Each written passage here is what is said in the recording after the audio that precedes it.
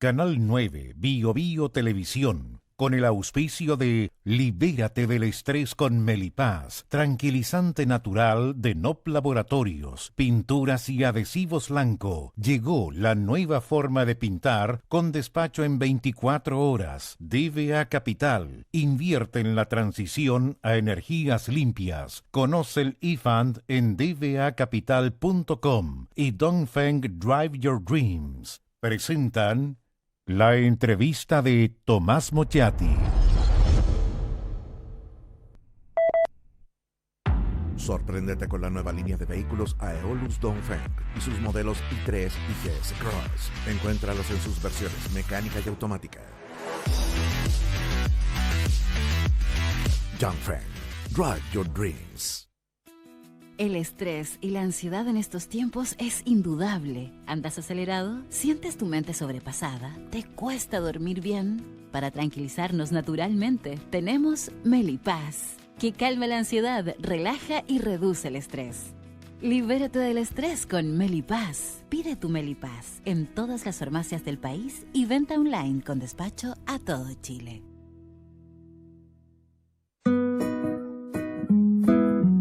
Ella le pone magia al color.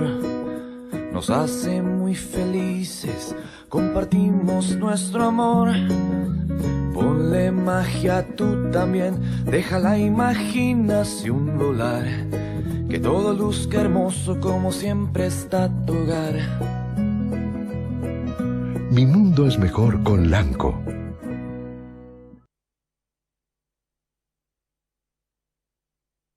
Sabemos que la pelea contra el cambio climático se gana eliminando las emisiones de CO2. Hay que generar energía limpia, llevarla a todos los rincones del planeta, almacenarla y ocuparla en nuestra vida diaria para que logremos un futuro sustentable. A partir de eso, creamos eFund, un fondo que invierte en las compañías que están liderando la electrificación del mundo, desde aquellas que fabrican los materiales para construir paneles solares o parques eólicos, hasta los mayores productores de baterías y autos eléctricos. Invierte en eFund, sé parte del futuro eléctrico y suma un sentido a tus inversiones.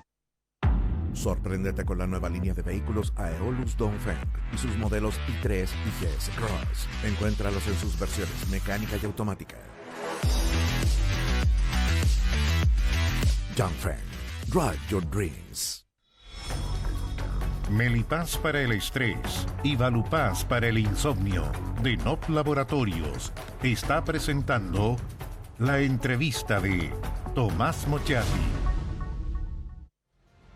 Vamos a hablar de la reforma del sistema político. Es lo que se está discutiendo en los últimos días. No tengo idea si la piscina tiene agua, si es posible que esto resulte. Es una reforma minimalista y sin embargo está lleno de críticas. Vamos a hablar de eso, vamos a hablar de las últimas elecciones, de un balance, vamos a hablar del gobierno y con todos los problemas que tiene, de las elecciones presidenciales que ya comienzan las campañas. Natalia Pergentil está con nosotros, fue presidenta del PPD, es vicepresidenta del PPD y está ahí en la permanente, no voy a decir discusión política, sino en el permanente debate político. Gracias por estar con nosotros. Gracias, Tomás, por invitarme. Oye, partamos por la reforma al sistema político. ¿Por qué?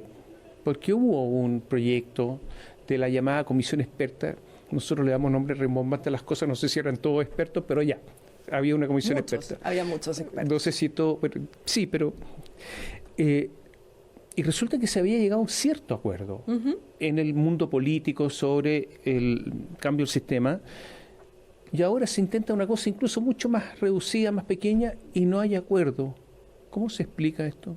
Se explica por la naturaleza humana, Tomás. Se explica por la naturaleza humana, en el sentido de que esta reforma, o sea, primero creo que esta reforma es una parte chiquitita de lo que resuelve un problema que todos sabemos que tiene que ver con la incapacidad de gobernar o de la falta de gobernabilidad que se expresa en fragmentación, etcétera. ¿Cuál es el punto? Que muchos de los incumbentes ven que esta reforma, incluso con lo acotada que es, podría hacer que su partido terminara de existir. Y yo siempre he pensado, y no es de una mirada buenista, sino una mirada de visión política, que uno lo que espera que permanezca en el tiempo no es tu institucionalidad, son tus ideas y tus convicciones. Entonces, ¿Es razonable pensar que con 25 partidos entre la derecha, centro derecha, izquierda y centro izquierda, hay 25 formas de mirar la sociedad? Yo creo que probablemente no. Perdón, hay otros 6 en formación. Por si acaso imagínate. podríamos llegar a tener 31. Entonces, lo que nos encontramos aquí es la mirada corta de incumbentes que sienten que su estructura, su partido puede desaparecer, pero no van a desaparecer su idea. Pero aquí hay sectores muy importantes que han criticado, no solamente los partidos chicos. Es verdad, yo creo que esto no le gusta a Amarillos, a Demócratas, a la Federación Regionalista Verde pero Social, convengamos a que radicales. Evópoli, que podría desaparecer, sí. dijo, estamos disponibles y Nobleza obliga a relevar a aquellos. Hay que reconocerlo de Evópoli, pero a los otros partidos no les gusta nada. Estos que nombré no les gusta. Tampoco le gusta a mucha gente del Frente Amplio. Han empezado críticas del Frente Amplio. El Partido Comunista también ha planteado críticas. O sea, partidos que son importantes, sectores importantes, tampoco están de acuerdo. ¿Por qué?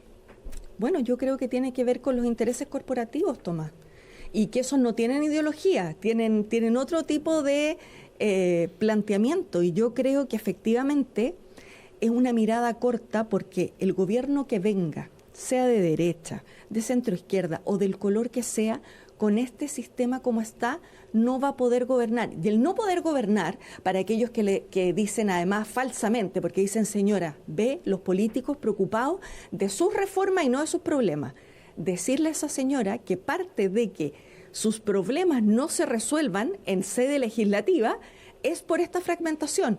Entonces, la verdad es que es, como te digo, por una mirada corta y estéril de defender tu institucionalidad, en vez de entender que este problema, que ya llevamos 2 gobiernos cargándolo, ha generado malestar, poco crecimiento, incapacidad de sacar adelante reformas importantes. Entonces, ¿qué explicación le van a dar al país?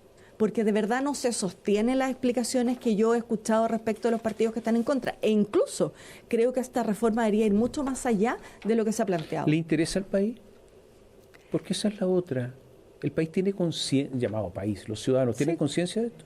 Yo creo que los ciudadanos cada día han dado señales de lo que esperan es que se resuelvan sus dilemas sociales. En el caso de los alcaldes, en la mayoría eligieron personas que empatizaron con ese relato de solucionar concretamente cosas cotidianas de tu barrio, etcétera. Y también se dan cuenta que cuando se discute pensiones, por ejemplo, o los temas de impuestos, etcétera, estas discusiones se eternizan y terminan aburriendo porque no llegan a acuerdo. Y el problema es que no llegan a acuerdo en la mayoría de las veces porque el sistema y los incentivos que tenemos hacen que haya, no haya incentivo real a llegar a esos acuerdos. Pero esta reforma es chica. A ver, esta reforma dice, 5% del partido que no tenga los votos suficientes en la Cámara de Diputados no tiene representante, a menos que, no sé. Y después dicen, incluso hay una transición 4%, no es mucho. Y el que es elegido como militante de un partido renuncia al partido, pierde el escaño. Eso es más o menos la reforma, si no son tantas cosas más. ¿Eso es lo que les molesta? Yo creo que lo del 5% es algo que enciende las alarmas.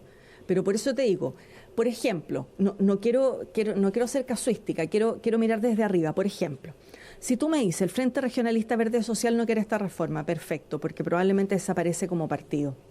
Pero su declaración de principios releva los temas desde la socialdemocracia hasta la importancia de la descentralización.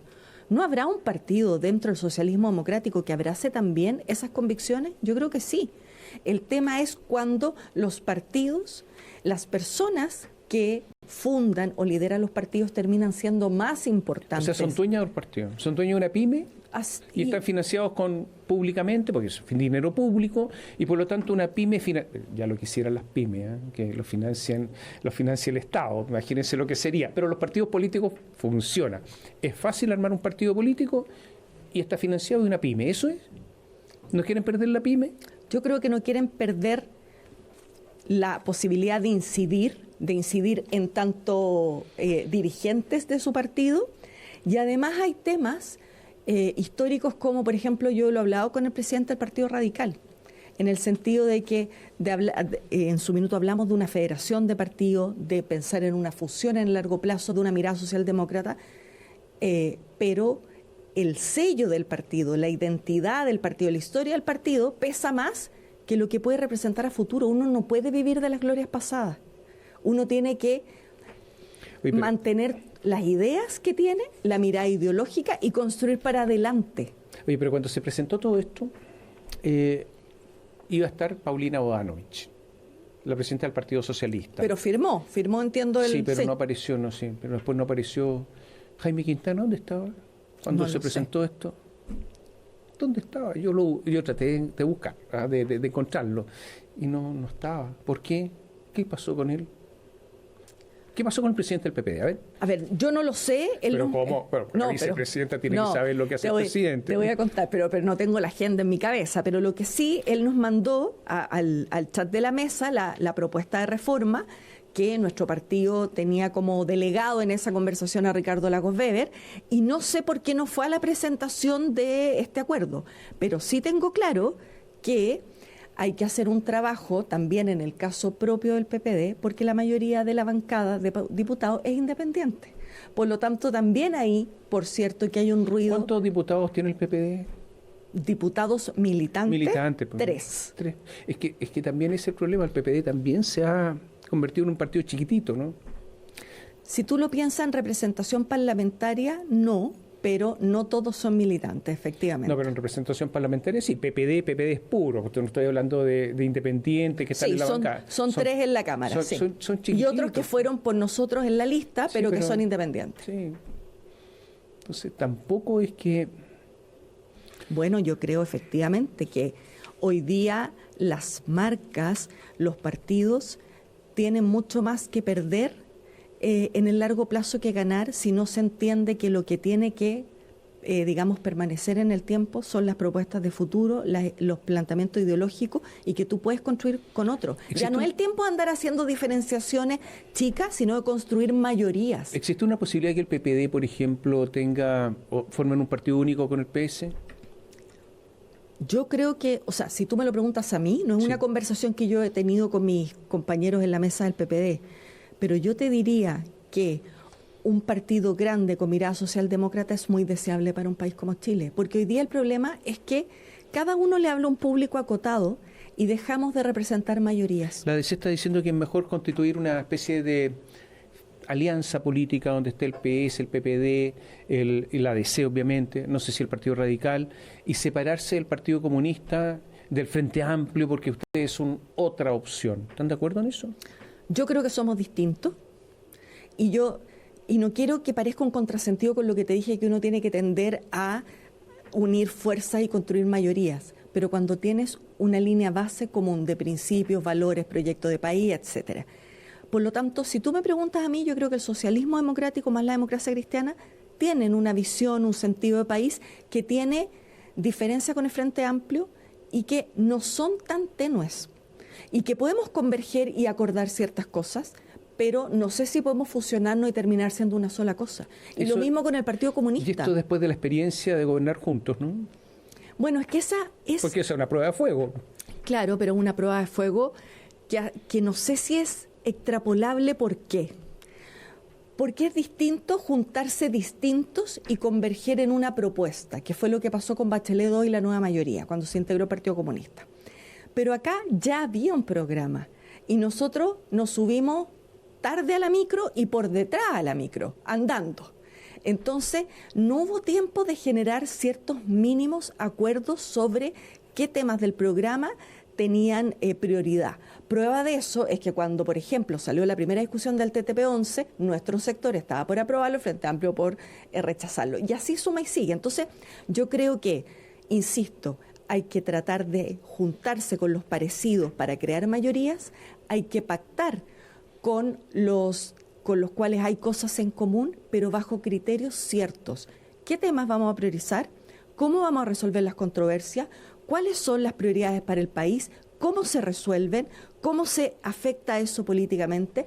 Y después de eso, tú puedes construir una propuesta de cara a las elecciones, etcétera. Hoy día lo que tenemos es una búsqueda, a mi juicio, irracional de nombres, pero no hay un trabajo en una propuesta. Natalia, si hubiese que visualizar las posibilidades de que el cambio del sistema político funcione, ocurra, porque además ni siquiera se contempla voto obligatorio, entre paréntesis.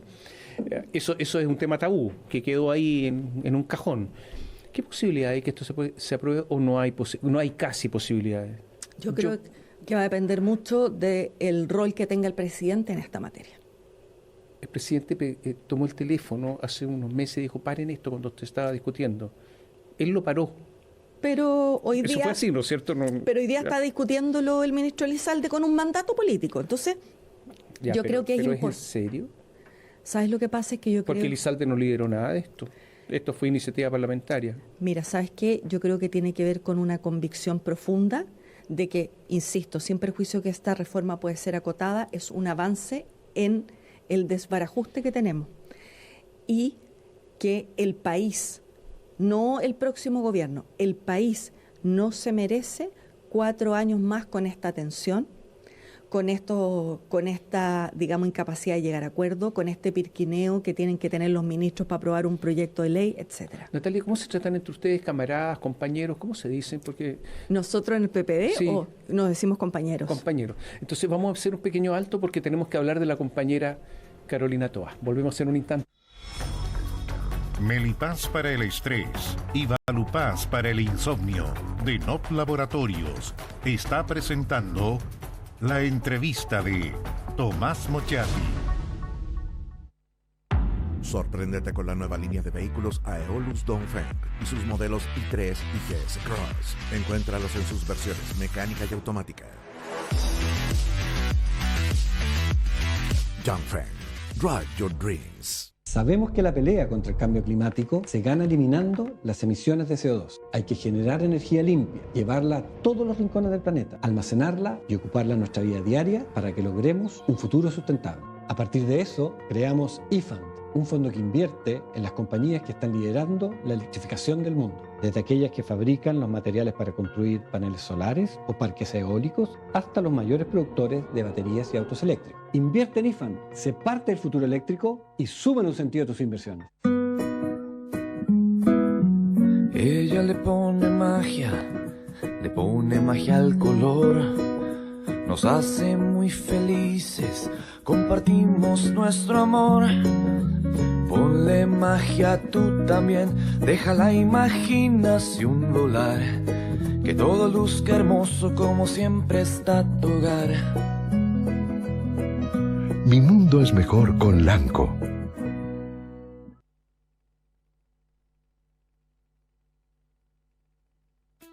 El estrés y la ansiedad en estos tiempos es indudable. ¿Andas acelerado? ¿Sientes tu mente sobrepasada? ¿Te cuesta dormir bien? Para tranquilizarnos naturalmente, tenemos Melipaz, que calma la ansiedad, relaja y reduce el estrés.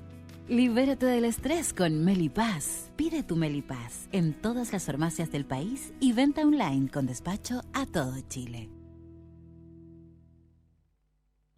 Sorpréndete con la nueva línea de vehículos Aeolus Dongfeng y sus modelos i3 y GS Cross. Encuéntralos en sus versiones mecánica y automática. Dongfeng, drive your dreams. Melipaz para el estrés y Valupaz para el insomnio de NOP Laboratorios está presentando la entrevista de Tomás Mochati. Conversamos con Natalia Piergentili. Natalia, el PPD es un partido que se subió en la micro en la puerta de atrás. Igual que el PS, el socialismo democrático. Claro. Sí. Sin pagar el pasaje, porque los que se suben por atrás no pagan pasaje. No, porque nos invitaron, pero como la micro no paró en el paradero, nos tuvimos que subir andando por detrás, claro. En toda esta hubo renuncias, yo me acuerdo la renuncia a la candidatura presidencial de Heraldo Muñoz, todas las cosas que pasaron, terribles. Los echaron, dijeron al PS sí, al PPD no, porque son corruptos. Sí. Es una memoria que no es necesariamente tener buena memoria para acordarse de todo eso, si pasó hace poco. Tal cual. Si hay un ninguneo, esa palabra no me gusta, pero si hay uno, fue con ustedes. Y resulta que, pese a todo esto, pese a que tienen poca representación parlamentaria, la jefa de gabinete es de ustedes, es Carolina Toá. Así es. Después de todo lo que ha pasado, ¿qué es lo todo que ha pasado? Bueno, el caso Monsalve, y la última denuncia contra el presidente, pero principalmente ese caso Monsalve, en un país normal, ¿no debiera irse el jefe de gabinete como responsable político? Mira, yo no voy a hacer ninguna defensa corporativa, me voy a hacer cargo de tu pregunta, pero creo que en este caso, si lo pensamos porque el presidente tenía que mostrar un fusible, podría haber sido. Pero si tú piensas en el desempeño de la ministra Toá, tiene bastante pocos reparos en este caso. No fue ella la que se lleva el problema a la moneda, sino más bien la terrible conferencia de prensa del presidente. Sí, pero, a ver, ella supo todo, lo dijo ella, información completa cuando estaba toda la denuncia, así que, y ella dice información completa, ¿a quién? A su jefe, que es el presidente, y decidieron el secreto, porque al final no le contaron a nadie y eso es el secreto. Aquí hay dos posibilidades, Natalia. Que ella opere como fusible, que normalmente esa es una de las funciones de un ministro, o que a ella no le haya gustado lo que hizo el presidente y por dignidad se va, pues. Que esa es la otra, pues. Porque en política me imagino que la dignidad existe, ¿no? Existe y existe en la vida. Pero aquí no renuncia a nadie, pues todos siguen. Entonces uno dice, bueno, o se va porque le pide la renuncia o se va ella. Pero aquí no pasa nada. No es extraño, esto es normal. ¿Nos tenemos que acostumbrar a esto? Mira, yo no puedo responder por lo que pasó, porque no conozco el detalle a propósito de lo que de lo que estamos planteando, que es que la ministra no le gustó la actuación del presidente. Pero sí puedo decir que a mí me llama la atención que aquí se dilatan mucho las responsabilidades políticas y que no hay ese sentido como de la República que uno vio en otros gobiernos sobre cuando ministros daban paso al costado. No quiero referirme específicamente a la ministra Toá, pero, por ejemplo, en su minuto se pensó que cuando sucedió lo de los indultos, justo cuando ella tenía la mesa de seguridad, y eso se desplomó a propósito de los indultos, fue un punto de inflexión. Ella decidió permanecer en el cargo, finalmente para la lucha desde adentro, seguir con la mesa de seguridad, que era muy importante, etcétera.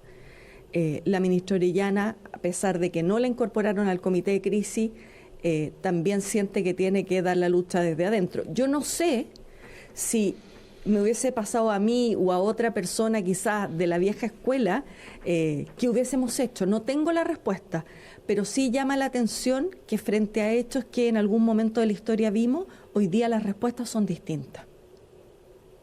Antonio Orellana, ya, no le avisaron, la dejaron fuera, no confiaron en ella, la ministra de la Mujer, todo eso está bien.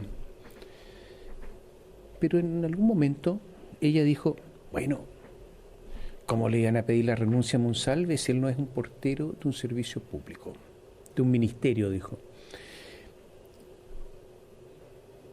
Yo no recuerdo, salvo el gobierno de Piñera en algunos casos, de funcionarios, una expresión tan clasista como esta.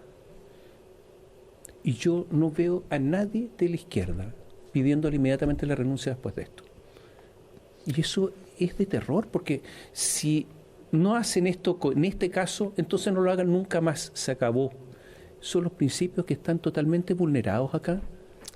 Mira, yo creo que pasan varias cosas, Tomás. Pero no es un derrumbe todo eso. O sea, ¿qué expresión es esta? Yo creo que la frase fue absolutamente desafortunada, que la salió a explicar después. Pero sí, pero ya estaba dicho. Exacto, pero voy a un punto de fondo que tiene que ver con lo siguiente, que es la banalización de la política. Porque finalmente, y te lo dice alguien que además que ha pagado culpas por frases poco ortodoxas o por... ¿Te das cuenta? O sea, lo digo desde un espacio de vivencia, no quiero decir de aprendizaje porque ya la palabra está muy manoseada, pero a ver, yo creo que uno tiene que cuidarse porque forma y fondo en política es casi lo mismo. Y segundo, porque además tú no puedes plantear que frente a un tema que le pase a una autoridad o versus a alguien que no sea relevante dentro de la escala organizacional, tiene miradas distintas de cómo se le evalúa. Y cuando tú estableces que a veces es muy feble y haces diferencias entre los míos y los otros cuando les pasa lo mismo, claramente dejas de ser creíble respecto de las decisiones que tomas, de las gestiones que haces, etcétera, y yo creo que ahí hay un problema. ¿Quién es el responsable de todo esto? Porque cuando dicen todos somos responsables, esto es como los católicos, que todos son responsables de todo y nadie es responsable de nada. Entonces, en general, ¿no? ¿Por qué no va a haber responsabilidad al final de todo esto entonces? ¿Es el presidente? ¿Es los ministros? ¿Quién es? ¿Son los partidos que no exigen? ¿Quiénes son? Yo creo que son varias cosas. Primero, que se ha banalizado la pedida de renuncia. Entonces, hoy día cada vez que piden la renuncia de alguien, yo creo que lo firman más en su cargo, porque nadie está disponible a ceder en pedirle al presidente que le pida la renuncia a alguien, cuando eso es prerrogativa directamente de él. O sea, es un atentado contra su potestad en el fondo. Por lo tanto, de quien le pida la renuncia no va a existir. Eso es lo primero. Lo segundo, que creo que al ser este gobierno tan horizontal en términos de las relaciones políticas, probablemente nos da ese sentido de que a veces uno se da cuenta de que es un problema para la autoridad. O sea, que uno tiene que presentar su renuncia a propósito de que está siendo una piedra en el zapato para el desarrollo del gobierno, que es lo que nos tiene que importar. Y creo que a los presidentes hay que hacérsela fácil en eso. No hay que esperar que él tome todas las decisiones difíciles, porque finalmente es un ser humano y tiene un grupo, digamos, de colaboradores sobre los cuales ha construido la mitad de su vida. Entonces creo que ahí el rol de los asesores, colaboradores, ministros, es muy importante. Leo una entrevista a Antonio Orellana el fin de semana donde dice, bueno, ¿qué esperan si yo estoy aprendiendo? Después viene Miguel Crispi en la comisión investigadora del caso Monsalve y dice, bueno, si yo estoy aprendiendo. Aparece Camila Vallejo recién ahora, que ella habla harto, pero con su trabajo, y dice, estamos aprendiendo. Ahora, en las últimas horas, 3 altos funcionarios diciendo, estamos aprendiendo. ¿Y eso qué significa? No nos vengan a criticar a nosotros, porque estamos en proceso de aprendizaje. ¿Qué se imaginan? Denos tiempo, porque tenemos derecho, con la plata de ustedes, obviamente, a seguir aprendiendo. ¿Hasta cuándo? No, yo creo que esa es una... es también, de nuevo, una caricaturización de un concepto que es valioso. O sea, todos aprendemos algo todos los días, está bien, pero, sin duda. Pero eso no puede ser la respuesta a una crítica. ¿Sabes lo que pasa? Es que yo creo que el gobierno llegó al poder con 2 consignas importantes. Una, con un programa de gobierno nítido, que después tuvo cambios, se flexibilizó, etcétera, pero un programa de gobierno. Pero además del programa de gobierno, con una serie de consignas que en el fondo... ¿Perdón, consignas? Sí, consignas que tenían que ver con todo un tema más bien valórico. Nosotros lo vamos a hacer mejor. Nosotros no vamos a tener pitutos. Nosotros vamos a bajar el sueldo de las autoridades públicas. Nosotros somos probos, nosotros somos feministas, nosotros, etcétera, etcétera, etcétera. Y cuando tú declaras que eres todo eso, a la primera que tienes un problema, porque lo vas a tener, porque los gobiernos están llenos de seres humanos que van a cometer errores, que alguno que otro va a cometer delito, porque otro se va a equivocar, y el problema no es que tú prometas todo eso valioso que eres, lo que tú tienes que prometer es cómo te vas a enfrentar cuando pase algo contra eso que tú declaras. Entonces, ese es el problema, que finalmente no solo hay una exigencia por una gestión, porque me atiendan en el consultorio o porque me paguen una mejor pensión, sino que también hay una demanda de la ciudadanía de todo aquello que se declaró. Natalia, ¿cómo va a terminar todo esto? Hago esta pregunta porque, a ver,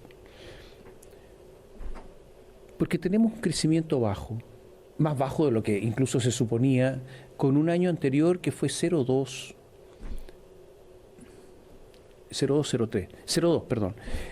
y donde la ministra Vallejo decía, veo que ustedes estaban equivocados, fue 0,2. Yo los miraba y digo, es un problema esto, pero ya.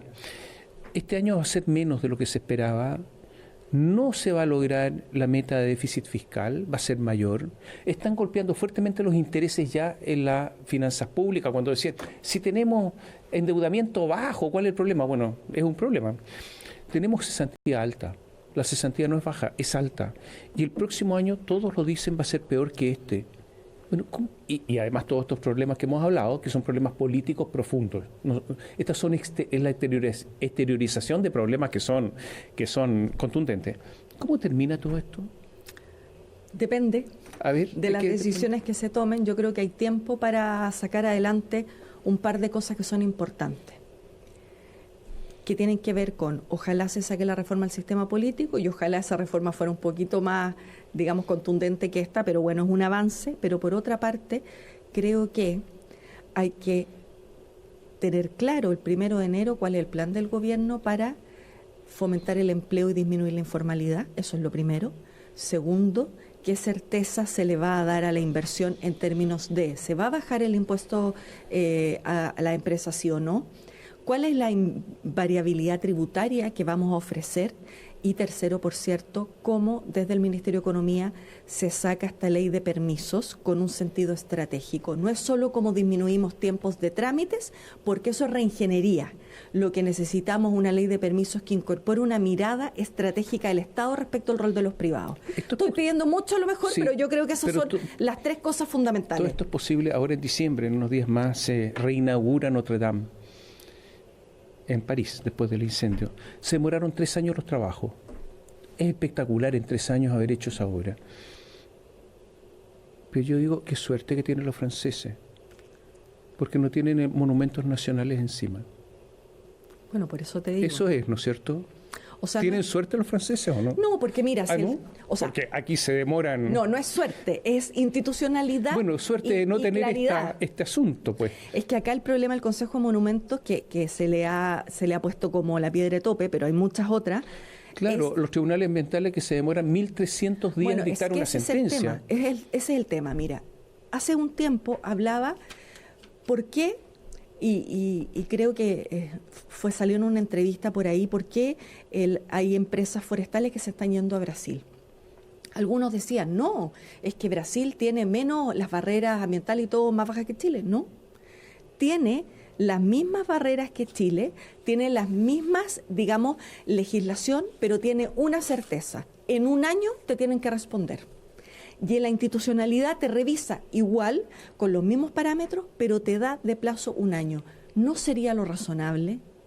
O sea, ¿cómo puede ser que una inversión que va a traer empleo y desarrollo para el país, con todos los recuerdos ambientales y sociales de las comunidades afectadas, se demore 5 años, 6 años? O sea, de verdad que eso es de no tener sentido común, ni siquiera es ideológico. Última pregunta. Se nos fue el tiempo. ¿Cómo termina todo esto? Yo insisto en la pregunta en materia de seguridad cuando el plan de calle segura, no sé, fracasa porque siguen aumentando los homicidios y en la parte sur de Santiago, sí, en un año 56%. Esto es un terremoto y resulta que todo sigue igual. Es un terremoto en un año 56%, esto es noticia internacional. Yo creo que... ¿Cómo termina todo esto? No soy experta en seguridad, Tomás, pero sí conozco muy bien la realidad de los territorios y te diría que tienen que haber planes diferenciados. Tú no puedes hacer el mismo programa Calle Sin Violencia en Lo Barnechea que en La Pintana. No puedes. Carolina Leitao, ¿tiene los conocimientos suficientes para convertirse en la persona encargada de la prevención del delito en Chile? Creo que tiene un bagaje, sobre todo en los sectores complejos en temas de seguridad, que puede darle un cambio de visión interesante a prevención del delito. ¿Es una experta en esto? ¿Estudiado? ¿Lo sabe? ¿Tiene estudio? No sé si ¿Tiene conocimiento? No sé si experta en seguridad, pero déjame decirte que todos esos años de alcaldesa, sobre todo trabajando con las poblaciones y en las poblaciones, te da un olfato y un sentido común que a veces es lo que le hace falta a las políticas públicas tan rimbombantes que hacen los expertos tan estudiosos de los temas. Gracias por estar con nosotros. Gracias a ti. Y a ustedes, muchas gracias. Gracias por seguirnos. Canal 9, Bio Bio Televisión, con el auspicio de Libérate del estrés con Melipaz, tranquilizante natural de NOP Laboratorios, pinturas y adhesivos Lanco. Llegó la nueva forma de pintar con despacho en 24 horas. DVA Capital, invierte en la transición a energías limpias. Conoce el eFund en dvacapital.com y Dongfeng Drive Your Dreams. Presentaron la entrevista de Tomás Mochati.